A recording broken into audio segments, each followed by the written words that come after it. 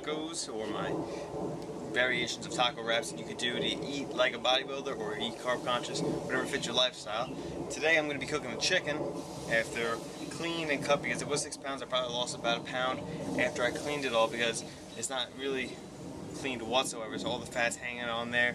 You know, sometimes you get a little bit bones on the edge, but that's why you pay so little for such bulk, because they just take it off, drop it in, they don't care.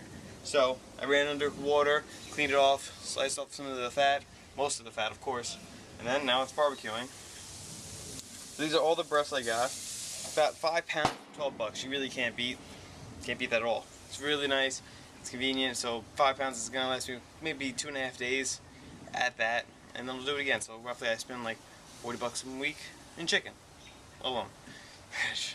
Maybe a lot still, but it's cheaper instead of buying 2 pounds at 12 bucks a day. So that would be like 80 if you were buying it already clean for you. What I'm doing with this though is I made a sauce earlier. It's been cooking, slow cooking for a few hours.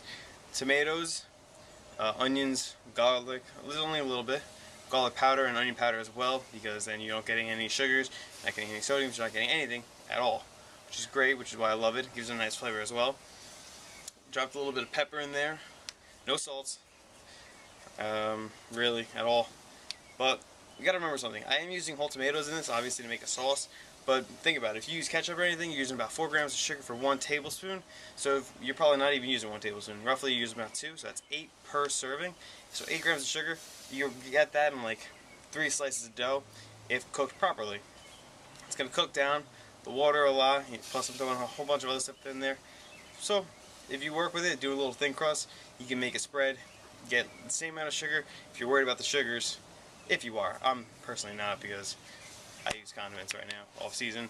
People drop massive amount. Sometimes I just throw it in there. But for my pizza, I don't care. But that doesn't mean I'm going to load it up. Anyway, I dropped a little bit of habanero sauce in there. So I pureed it up in the sauce.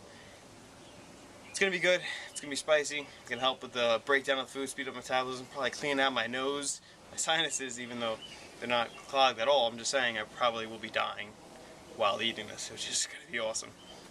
I just want to try it out with habaneros, just because they're habaneros. That's just me, living life on the edge. But this is going. Gotta flip this in a minute, and I'll show you the pieces when it's done. Oh, I also made a whole wheat dough. It's gonna be thin crust, as I already said. Whole wheat dough, yeast, a little bit of honey, only a little bit. There was about a tablespoon put in there, but I kind of left some on the side because I didn't want all that. Like 23 grams of sugar per 1 tablespoon. So yeah. But also, I gotta remember that's spread out through all the dough, which is probably gonna give me like two pies at 14 inches or 12 inches each one. And I'm only gonna be having like 4 slices of it, because that's gonna equal about 80 grams of carbs for me. So that's all I'm doing. So I'm not probably gonna get that much anyway. So that's it. I also dropped in a tablespoon of olive oil. Let's check it out when it's done.